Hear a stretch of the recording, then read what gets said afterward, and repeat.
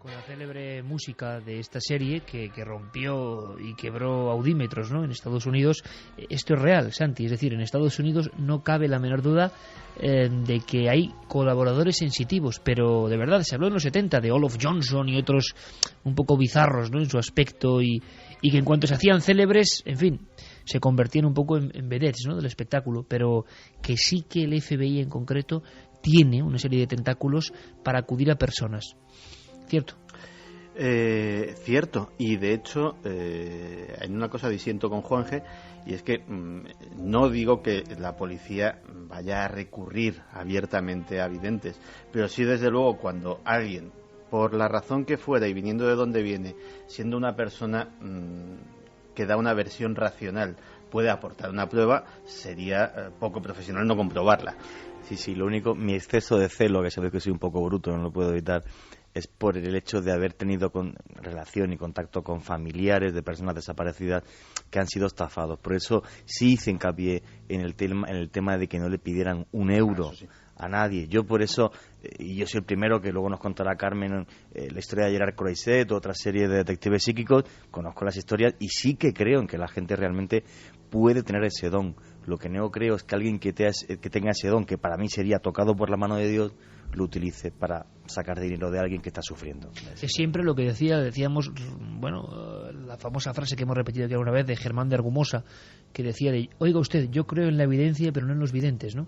Y la gente se quedaba como extrañada. ¿Cómo que cree usted en la evidencia y no en los videntes? Decía, creo en la facultad, pues casi eléctrica o desconocida, de que una madre sepa lo que le pasa en cierto instante a su hijo que está siendo atropellado por un tren o disparado en el frente.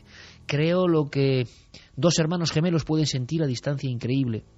Pero claro, que alguien sienta eso todo el rato, constantemente, como un archivo, se brinde a ofrecerlo, que es otra historia, y encima cobre por ello, pero sí que está claro que la policía hoy en día, Paco, y tú lo sabes bien, recibe informaciones de este tipo y a veces se acierta. Y curiosamente las que suelen acertar son de personas que no tienen nada que ver con lo extraño, en ningún sentido, que pueden ser amas de casa, personas normales que de repente, por ejemplo, por la vía de los sueños, que siempre ha sido una vía de grandes hallazgos, observan perfectamente. Les ha impresionado la cara de una niña en el telediario, dada por desaparecida. Les ha impresionado un recorte de prensa que dicen que 3 muchachas... Pasó en Alcácer. Sabéis que en Alcácer había, por ejemplo, datos concretos de las 3 niñas muertas en un lugar parecido, se puede decir parecido nada más, pero gente decía que lo había visto. Claro, cuando un caso alcanza tal progresión mediática, es muy difícil que la gente no quiera opinar. Pero estos casos, incluso en historias que el común de los mortales no conoce, que no han salido de los medios, ocurren y se resuelven de vez en cuando. Sí, eso que la gente no tenga ninguna duda, que es lo interesante y lo que debemos estudiar. Son un porcentaje pequeñísimo. Llaman muchísima gente dando datos de todo tipo. Normalmente son invenciones. Hay gente que hace mucho daño, es lo que tú comentabas. Por ejemplo, nos acordamos de los padres de Teresa, de Maritere, la niña de Motril, que desde el año 2000 la están buscando y han recibido todo tipo de llamadas. Se han presentado en lugares en los que había un hombre o una mujer esperándoles, diciéndole que sí, que le llevaban al lugar donde estaba la niña, pero a cambio de una compensación económica, lógicamente. Pero eso no se puede denunciar, no debe denunciarse. Naturalmente, Paco. Y están denunciados y lógicamente se tomaron los caminos pertinentes, pero el dolor que causan no se puede pagar con nada, ni se puede...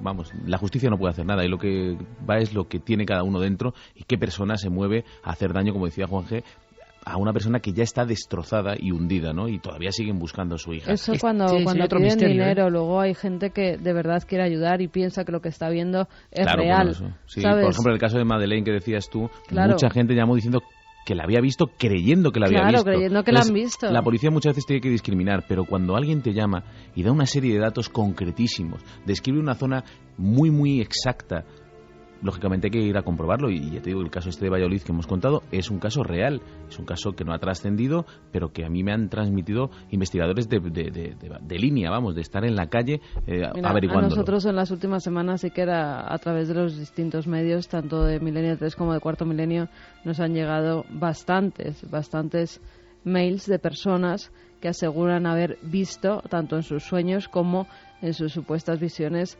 pues algunos de los hechos y de dónde podía estar el cuerpo de Marta del Castillo. Claro, pero está la repercusión, lo impresionado que está el mundo en general, ¿no? Con esa niña, el mundo me refiero a España, que claro, también es casi hasta lógico, ¿no? Que mucha gente sueñe, piense, y la gente piensa que sus sueños en ocasiones son muy reales. Lo que se hace es remitirle a la policía para que ellos son los que tienen que comprobar esos datos si es que los ven fiables. Hay casos como el de Anabel Segura, que la policía sí que comprobó esos lugares porque 3 videntes en diferentes épocas y que no se conocían entre ellos de nada dan un lugar exacto en la provincia de Guadalajara. Y entonces, claro, ya la policía se mosquea. Los 3 coinciden en el mismo sitio. Sin embargo, el lugar fue Toledo, la zona de la Sagra. Exactamente, pero tenían que comprobar 3 videntes en distintos meses que no se conocen de nada y dan el nombre de un mismo pueblo. Lo que hace la policía es comprobar si allí efectivamente se puede encontrar algo. No encuentran absolutamente nada, porque como bien decía Siker, estaba enterrada en la provincia de Toledo. Pero claro, cuando ya son diferentes informaciones las que te vienen de distintas personas que han visto eso en sus ensoñaciones, pues bueno, lo que hacen las fuerzas de seguridad es hacer caso a esas supuestas evidencias. Y personas, y dejadme que lo cuente, yo no sé si lo hemos contado alguna vez, pero muy brevemente, es como una escena nada más, que a nosotros nos lo confesaron, de total credibilidad, que nos lo han contado personas que, no sé, que de repente ven cosas que curiosamente se pueden corresponder con acontecimientos en ese sitio. Por ejemplo, a las afueras de Madrid, zonas próximas al Pardo, dando un paseo dominical, personas de altísimo nivel cultural, social y económico, y la mujer empieza a temblar, empieza a ponerse malísima, empieza a estar fatal, a tener que tomar aire, a sentarse. Es pleno día, es un día espléndido, los pájaros cantan, hay sol, es primavera, pero ella en los pinos lo que está viendo es gente colgada. Gente que está colgada, gente ahorcada, sí, que se está zarandeando, que hay niños vestidos con harapos, que hay madres, que hay padres, que hay gente como del medievo ahorcada en esos árboles. Y lo está viendo con tal claridad que no puede soportarlo. ¿Por qué ocurre esto? Bueno, y si faltaba poco, tenemos una historia como la de Croiset, ¿no? Que se llamaba El radar humano, le llamaban.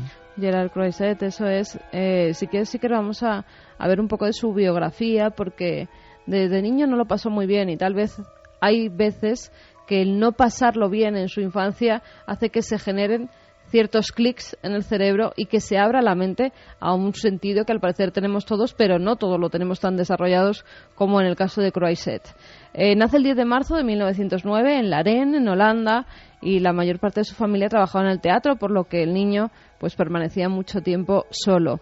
Eso lleva a que con 8 años las autoridades le busquen familias de acogida. A lo largo de su vida convivió con 6 familias diferentes. Con algunos pudo tener una cierta tranquilidad, pero otros eran crueles con él y llegaron a encadenar una de sus piernas a una estaca para que no se escapara. El raquitismo que padecía hizo que los demás niños se rieran de él y le señalaran, por lo que se convirtió en un muchacho solitario e imaginativo.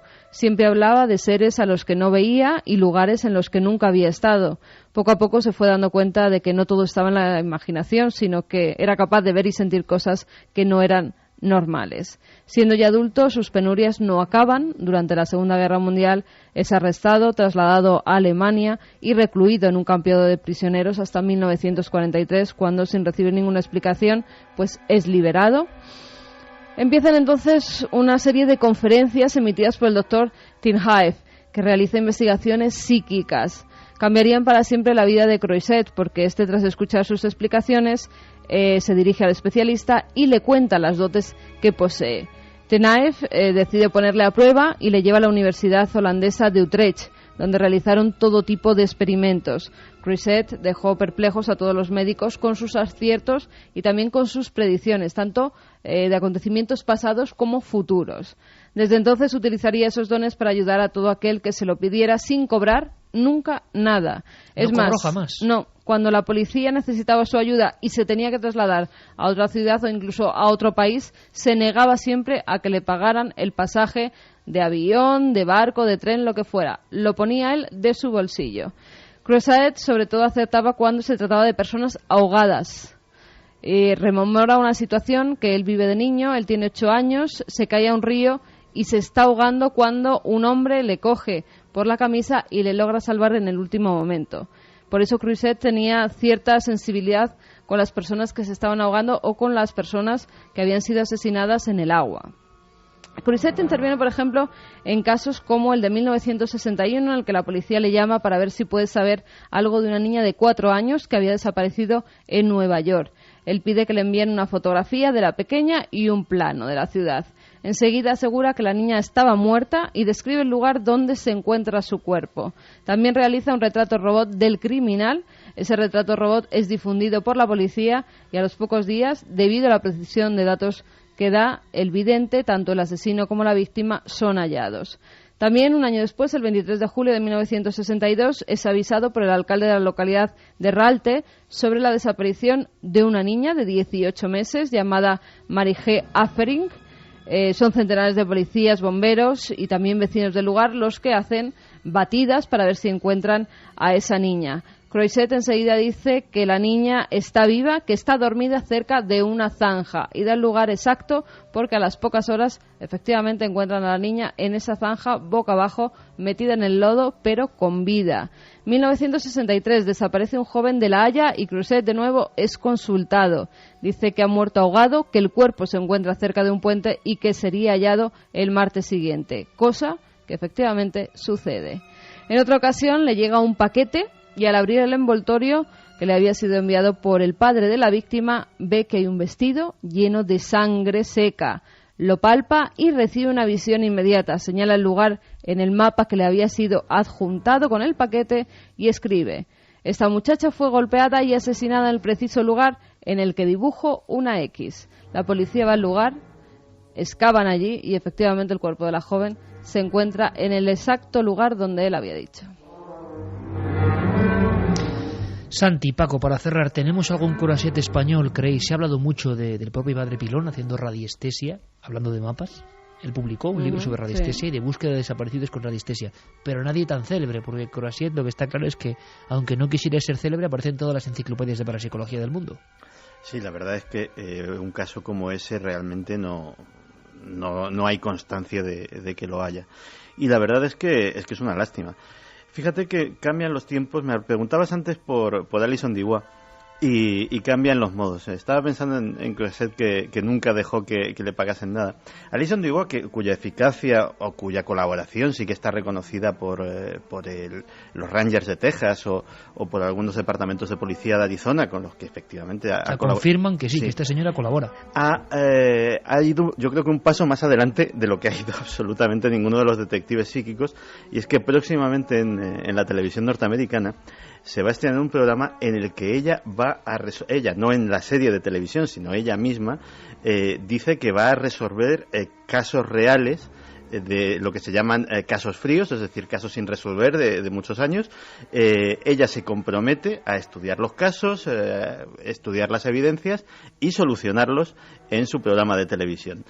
Vamos a ver en qué para esto, pero desde luego las formas ya son distintas. Ya había una cosa parecida, ¿no os acordáis? De una especie de vidente que había mucha gente en el público y de repente decía: hay aquí un tal fulanito, y una señora en el público se ponía a llorar. ¿Es usted? ¿Es su hijo? ¿Es su padre? Marilyn Rosner. Eso es. Que seguía y además tenía un exitazo ese programa increíble, ¿eh? Uh-huh. Y decían muchos de los que estaban entre el público que efectivamente acertaba. La trajo a España Mercedes Milá. Fue exactamente la que la sacó en un programa en España. Yo de Marilyn Rosner no me creo nada, pero bueno, es una historia más... Pero yo creo que no es él, ¿eh? Porque es actual, ese programa es actual, yo lo veo a través de Digital Plus. Pues puede ser el de Van Praag, que es un hombre. Sí, es un hombre. Sí, entonces sí es Van Praag, que es un medio muy mediático, nunca mejor dicho. Pero también muy denunciado, ¿no? Sí. Por fraude. Autor de muchos bestsellers en Estados Unidos, es un tipo que tiene muchos seguidores y la verdad es que es muy controvertido. Lo es, evidentemente. Como todos los que ya en la televisión hacen de esto una cosa difícil, ¿no? de descifrar, de analizar. Y desde luego se exponen, evidentemente, serán en la tele, a que la gente les critique. Paco, lo que está claro es que estas historias de cuando en cuando ocurren, que poco a poco la policía en España todavía es muy reacia a hablar, pero que seguiremos investigando y si es posible, aunque esta noche no ha sido posible por cuestión tecnológica, pero por algo será que nos lleguen SMS, porque vía mail no han llegado datos concretos sobre el caso de Justicia Ultratumba, ¿no? No. Datos vía que podamos... mail no han llegado datos sobre este caso. A todo el mundo que ha escrito le parece impresionante. Si quieres te leo algunos. Manuel Fernández dice: Iker, empezamos hoy fuerte porque el caso es de lo más raro. Manuel de Málaga dice: estoy escuchando la historia y se me están poniendo los pelos de punta. No creo en los que dicen ser videntes, pero que te digan algo así tiene que ser acongojante. Hola, soy Sergio y os escribo desde Granada y quería haceros una pregunta sobre el tema que estáis hablando. ¿No os ha pasado nunca que habéis soñado algo relacionado con personas que no conocéis o con hechos que, aunque sean un sueño, los sentís tan vivos y reales? ¿Y no os ha pasado que a veces habéis soñado sucesos trágicos o extraños que luego han acabado ocurriendo? ¿Poder de sueños o premoniciones?, se pregunta Sergio. Hola, Carmen. A todo el mundo le ha pasado alguna vez, ¿no? Iker, por supuesto que creo que hay personas que pueden predecir el futuro. Mi hermano es una persona completamente normal y lleva una vida normal y tiene flashes donde ve con antelación las cosas que nos van a pasar. ¿Os preguntáis cómo puede afectar a una persona predecir lo que le va a pasar a sus seres queridos? A veces no es tan bueno como la gente se piensa. Se pregunta que cuándo vamos por Gran Canaria, Santiago Marrero. Pues ojalá pronto. Esperemos que pronto. Pero lo que está claro es que para mucha gente no debe ser plato de buen gusto. Decíamos antes esa historia de la chica sentándose en una piedra ahí al lado de Madrid porque veía gente ahorcada. En fin, las escenas célebres de este sentido, desde luego no debe ser fácil vivir con ese don, entre comillas, si es que algunos lo tienen.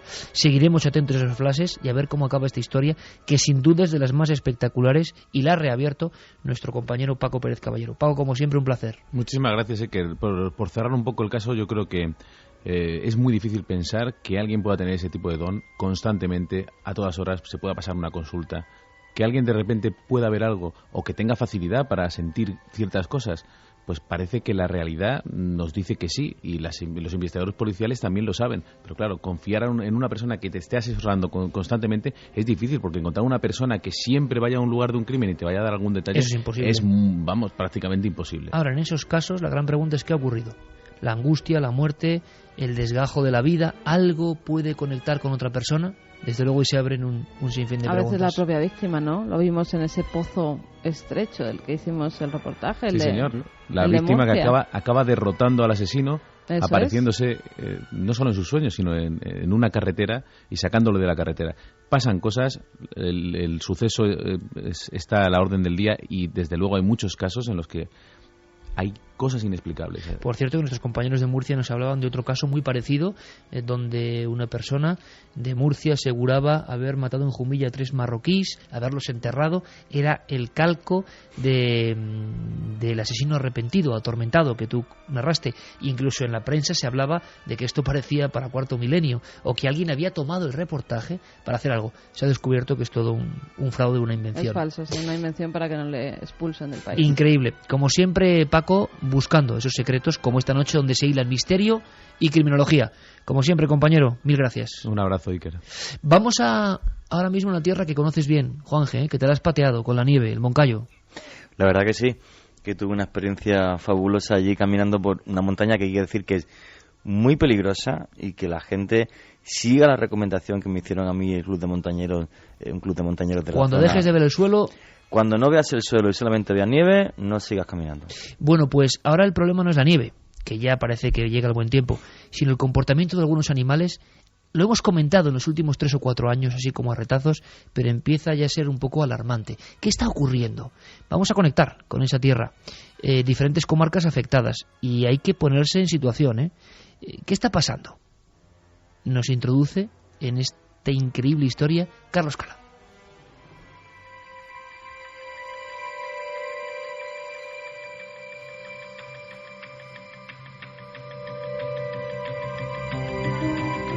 En algunas zonas de España, los pastores y ganaderos hace tiempo que dieron la voz de alarma.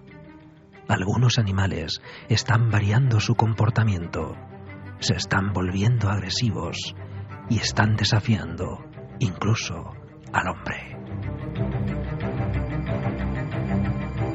A las gentes del campo, sabias y conocedoras del entorno, no les vale la opinión de algunos científicos que piden calma, ni tampoco el gran silencio que se cierne sobre este tipo de sucesos. Sucesos que están provocando demasiados problemas y que esta noche les queremos contar. 2:33, conectamos con nuestra compañera de la cadena SER en toda esa región, Eva Sánchez. Compañera, buenas noches. Hola, buenas noches, Iker. Ante todo, gracias por estar ahí a estas horas intempestivas, pero es que hay un poco de voz de alarma con una cosa que decíamos que nos inquieta hace tiempo, y es el comportamiento de algunas aves carroñeras que tienen auténticas dagas, como garras y picos afilados, y que están de repente atacando a otros animales, y yo no sé si incluso amedrentando a las personas.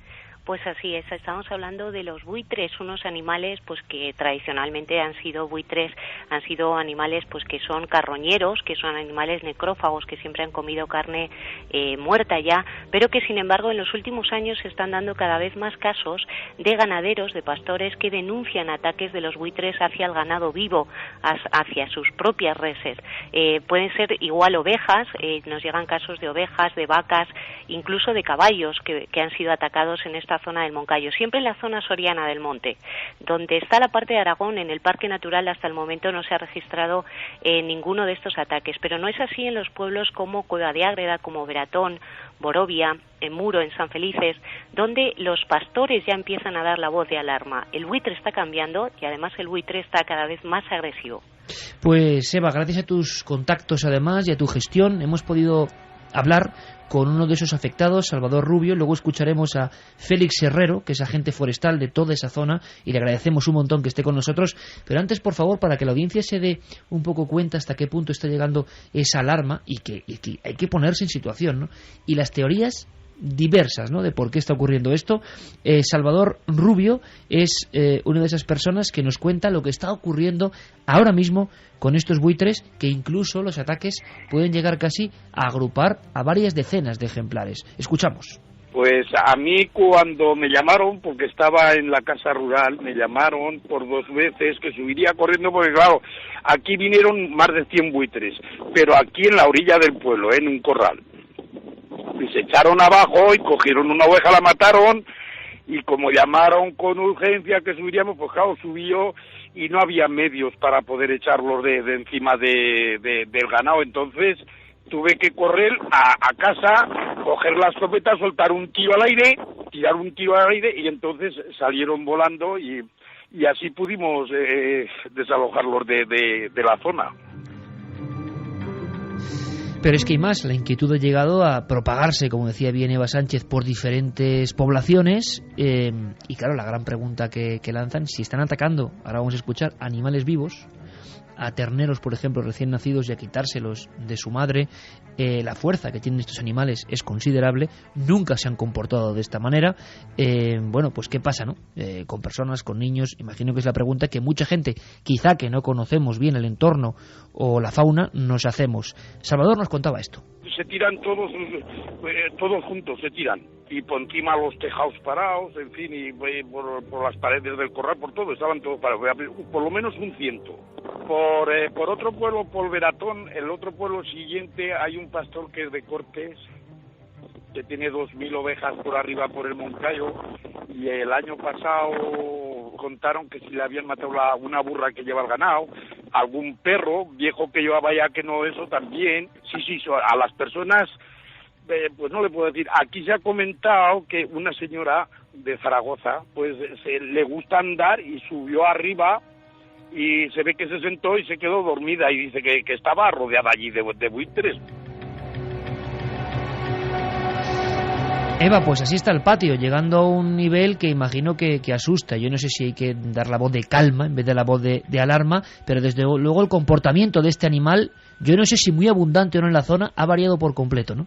Pues además sí, son muy abundantes en la zona, hay muchas colonias de buitres, hay mucha polémica también con este asunto, mientras que los pastores y los ganaderos lo que piden es que se tomen medidas para evitar estos ataques de los buitres. También hay biólogos, hay ecologistas que lo que dicen es que el buitre no está preparado biológicamente para atacar, y que por lo tanto estos ataques a ganado vivo pues pueden ser una serie de confusiones, dicen ellos, de los ganaderos. Sin embargo, los ganaderos cada vez lo tienen más claro, y además hay un dato también pues que nos puede nos puede clarificar este asunto.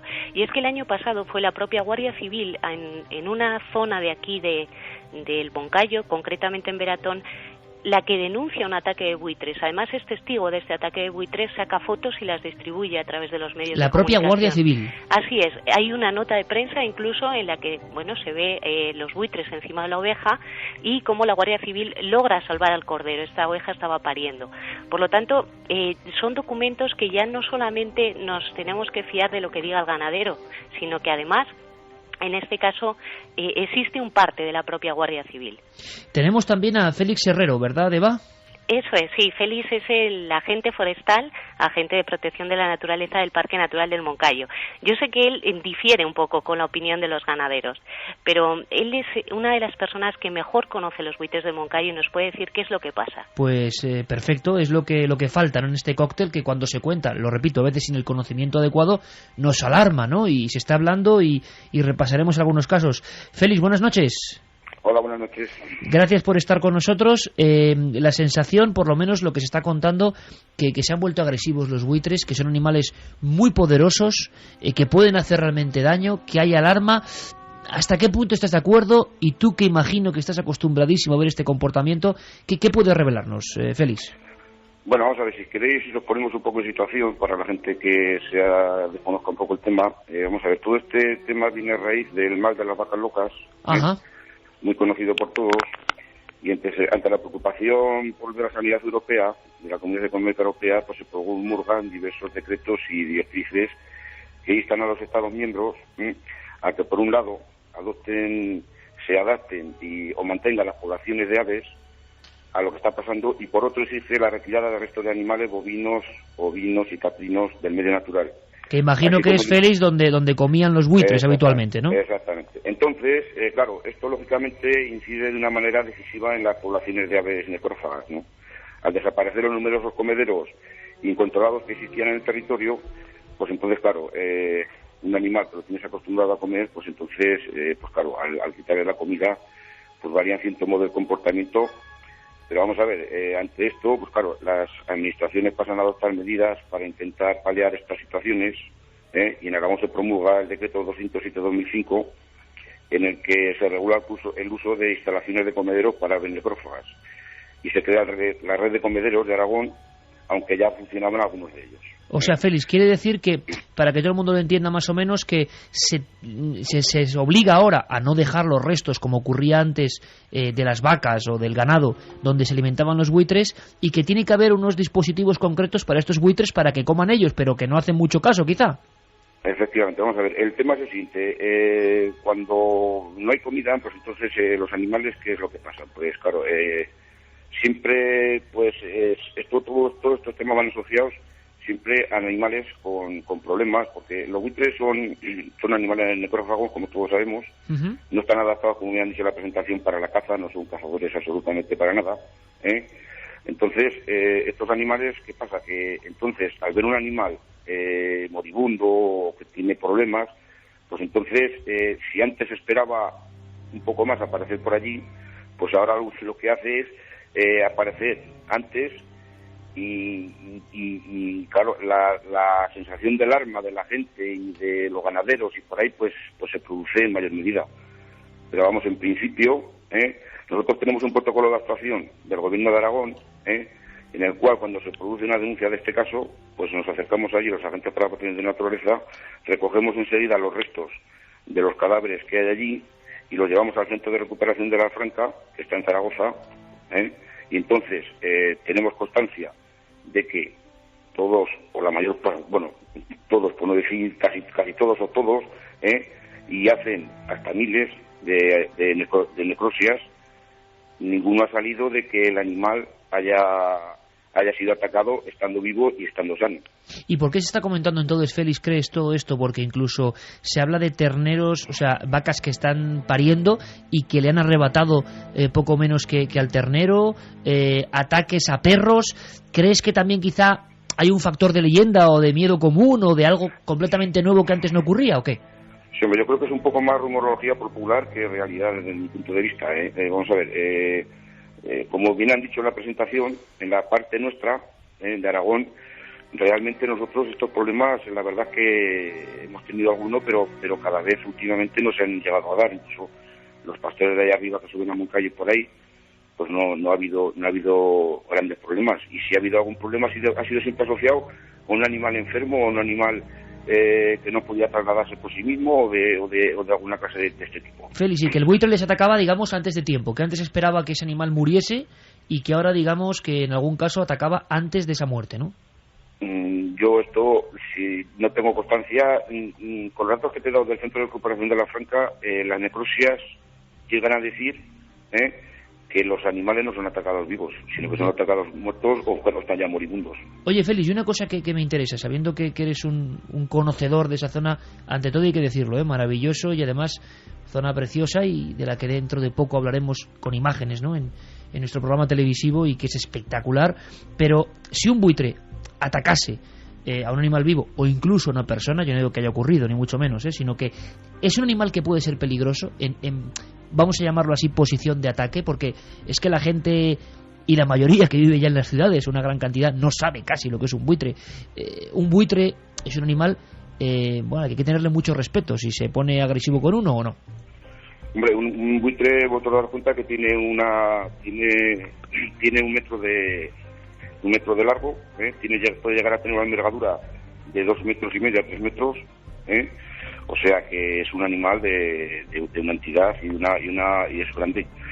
Entonces, claro, pero vamos, la morfología no es de atacar ni de cazar.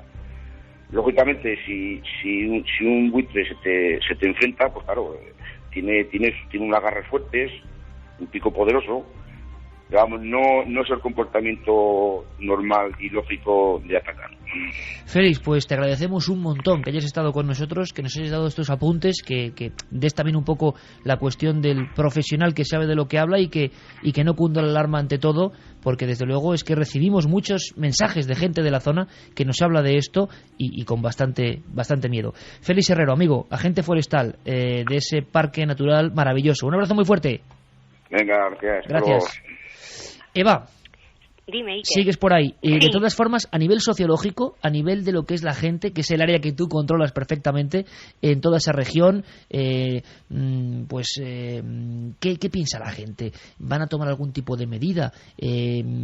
Porque yo recuerdo, fíjate, es que me has hecho recordar hace... pues no sé, 13 años, 14 años, yo cubrí una serie de ataques al ganado en el Valle de Tabladillo, en Segovia y también en Navarra, pero sobre todo en Segovia la gente había empezado a ir con la escopeta por la calle a no dejar, en un momento dado, creyendo que había una gran bestia que mataba el ganado, a no dejar a los niños ir a la escuela. Es decir, yo viví lo que era el pánico social en aquel Valle de Tabladillo. ¿Esto no llega tanto o sí o qué? ¿Qué dice la gente? No llega tanto. Lo que sí, el pánico es el que cunde entre los propios ganaderos. Félix daba una de las versiones que hay, y es que el buitre no ataca. Los ganaderos tienen una versión totalmente distinta, y es que el buitre cada vez ataca más y ataca a animales en principio débiles, aquellos pues que están pariendo o que están cojos. Los pastores empiezan a tener miedo también. Algunos de los pastores con los que yo he hablado pues me comentaba que antes pues a media tarde solía dormirse en el campo y echarse una siesta. Dice, yo ahora mismo no me echo la siesta porque si vienen los buitres y me ven tumbado, pues a mí me da miedo. Y eso es lo que nos decía el pastor, que hasta el momento pues solamente han atacado a animales, en ningún caso han atacado a personas. No hay esa psicosis, ese miedo que se pueda creer. Más bien los ganaderos lo que dicen es que se puede convertir en un problema económico para ellos, porque además el ataque del buitre, al no estar totalmente comprobado, no le sirve a un ganadero a la hora de cobrar un seguro, a la hora de cobrar el animal que se le ha muerto. Entonces, pues bueno, cada vez son más las denuncias, incluso los sindicatos agrarios aquí en Soria pues han planteado, ¿no?, quejarse al procurador del común para que esta situación se solucione. Lo que se pide y lo que decía Félix es que se coloquen esos comederos por parte de la administración. Antes los ganaderos de la zona y de toda España tenían la costumbre de que cada vez que se moría un animal lo tiraban al campo, a los muladares que se llamaban, que es donde iban los buitres y se comían a los animales que ya estaban muertos. Ahora lo que se quiere hacer es institucionalizar un poco toda esa red de comederos para que el buitre siga teniendo donde comer, para que el buitre no tenga que buscar la comida, para que no tenga que matar. Pues Eva, seguiremos muy atentos a cualquier noticia, porque desde luego esto hace 2-3 años empezábamos a dar y ya empieza a haber muchos casos, crónica, incluso tú decías, de la propia Guardia Civil, y tenemos que estar, nunca mejor dicho, ojo a visor. Sea lo que sea, hay un cambio de comportamiento y tenemos que ver qué ocurre porque interesa al hombre, interesa al ser humano y por supuesto interesa entonces en Milenio 3. Nuestra compañera en la cadena SER en Tarazona, Eva Sánchez, un abrazo muy fuerte, amiga. Un abrazo, gracias. Juanje, tenías más datos, ¿verdad? Mira, Iker, yo tengo cotejados ahora mismo ataques de buitres tanto a caballos, vacas, cabras o ovejas en 8 provincias españolas desde el año 2004 hasta ahora. En concreto son Soria, Navarra, Cáceres, Vizcaya, Guadalajara, Palencia, Segovia y Huesca. Las 8 provincias que en estos 4 años y medio últimos han sufrido o sea, que ya nos vamos del Moncayo, o sea, que hay muchos más, claro, que el tema es mucho más grave. No, y aparte ahora verá toda la discusión que hay en torno a esto. Bueno, esta foto que tengo aquí ahora mismo en la mano es en Huesca, esta es la última que he recopilado, que es de hace unos pocos días, es del 7 de marzo, y esta vaca, cuando estaba dando a luz, cuando estaba pariendo, pues fue atacada por varios buitres, está moribunda ya, la ternera se la comieron, y la vaca posiblemente murió a las pocas horas, verás que... Ha pasado el 7 de marzo. El día 7 de marzo en Huesca, exactamente, te digo, el pueblo se llama El Puello de Araguás, el día 7 de marzo. La vaca estaba moribunda, lo que es la parte que rodea la vagina completamente destrozada y sangrando, y posiblemente murió pocas horas después de esta fotografía. Te recojo otro recorte que tengo aquí, es una fotografía increíble, y esta es del día 6 de mayo del año 2006, que yo sepa es la primera foto en la que se ve cómo atacan los buitres, en concreto en la provincia de Cáceres. ¿Cáceres? En Cáceres, sí, a las ovejas. La foto es de un ganadero, de un agricultor. Lo curioso de estos ataques es lo siguiente: el buitre, obviamente, es un animal carroñero, no está preparado para el ataque. Entonces, lo que decía ese señor es completamente cierto. En el año 2004 hay normativa europea debido a que, pues simple y sencillamente por el mal de las vacas locas no se pueden echar los cadáveres para que esta enfermedad no se transmita a las aves necrófagas, sino que ahora se incineran todo el ganado que muere, salvo que una pequeña porción que hay al que se le hace análisis y entonces sí se echa estos muladores que hay, digamos, oficiales. Vale, esto lo que hace es que el buitre es un animal que no por ser ave y volar deja de ser completamente imbécil, ni mucho menos.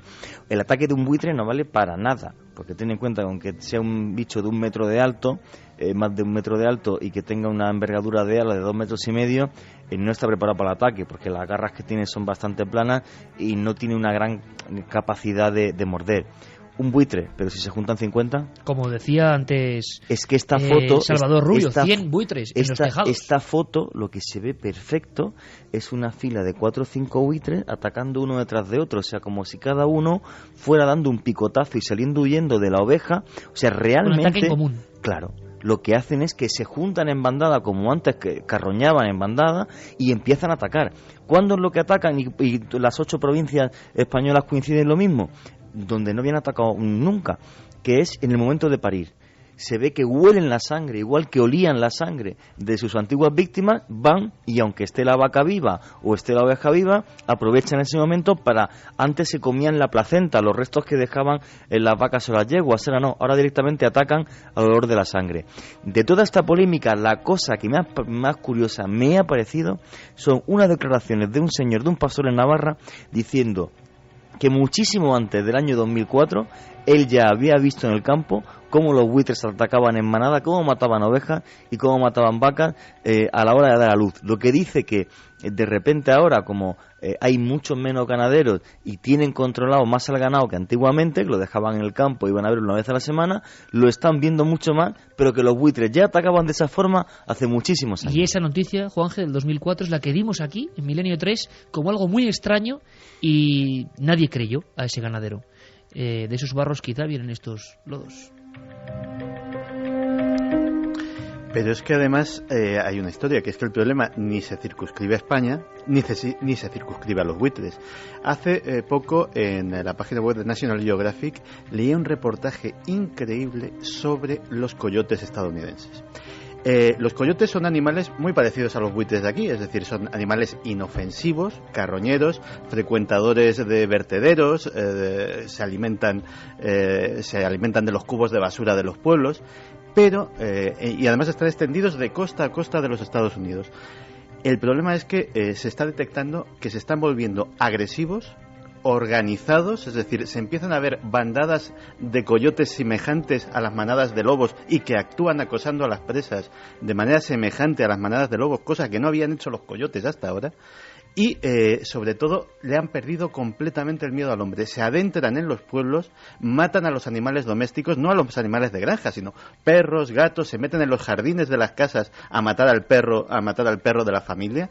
Y lo que se temen es que ese es el paso previo a que comiencen los ataques a personas. Eso va también pasando con osos. Exactamente. Osos que Estaba habían ido a Fernando los, González Siches a los basureros. o Luismi Domínguez, al que ahora vamos a escuchar muy brevemente, contaban eso. Sí. Mucha fauna está bajando a las ciudades porque las ciudades están llegando a su territorio. Claro, las últimas noticias comentaban que osos estaban yendo a estos grandes contenedores de basura que tenemos en todas las ciudades y en todas las localidades, porque claro, olían allí a restos y se habían encontrado en diversas ciudades ya los osos escarbando entre esa basura. Como siempre, Santi, preciso, yo creo que hay que hacer algo sobre esto. Animales que están variando su comportamiento.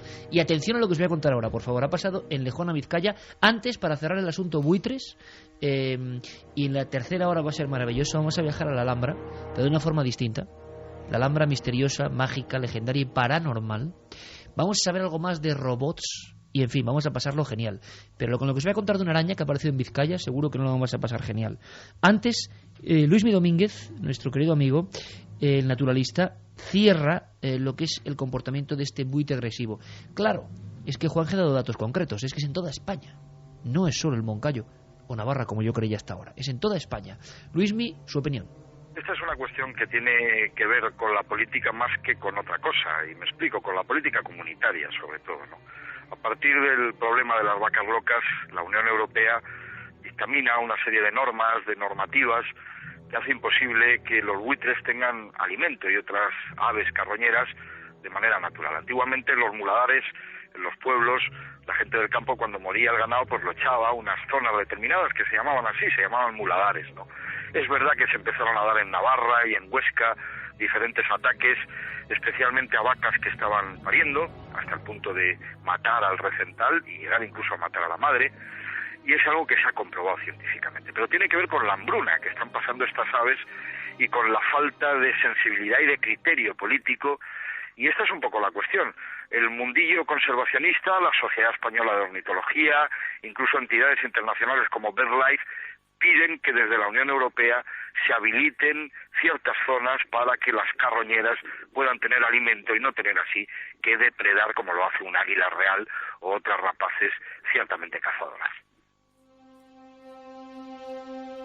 Bueno, pues la historia que viene a continuación es un poco de cambio de comportamientos, que es un tema del que hemos ido dando pequeños datos, pero que merece un programa. Bueno, en Lejona, Vizcaya, ha ocurrido lo siguiente. Imaginaos la escena muy rápida porque es de película de terror. Alguien va en su vehículo, un utilitario, va con la ventanilla abierta, empieza a hacer calor y va con su niño de 1 año detrás.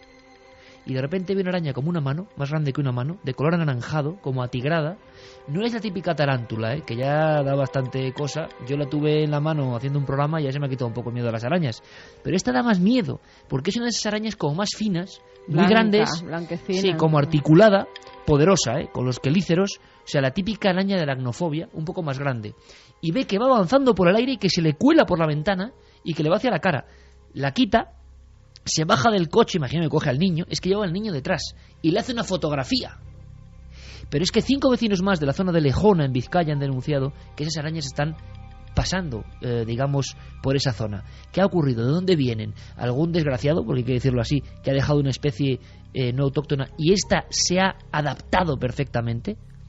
Bueno, nuestra compañera Arancha Alegría, desde Lejona, en Vizcaya, nos cuenta los últimos datos de esta historia, como decíamos, de terror.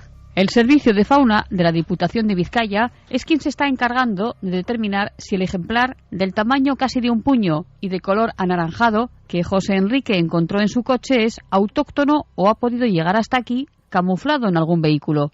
hemos hablado con algunos expertos y nos dicen que tampoco es descartable que el arácnido se haya escapado de algún terrario, pero vamos, a día de hoy no hay nada claro.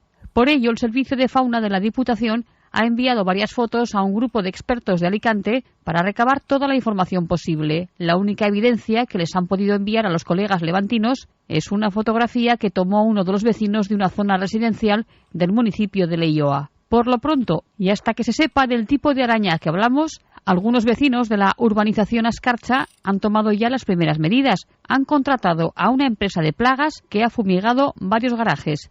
Los residentes se han armado también con un aerosol sellador que, aplicado en las esquinas y puertas, envenena a los insectos que pasan por encima. Bueno, pues ahí tiene Carmen la fotografía, ¿eh? Y es impresionante. Tremenda. Es impresionante. Todavía ahí en la ventana como... Claro, es que mucha patas gente blancas está y trayendo naranjas, especies que no blancas. son nuestras Ya.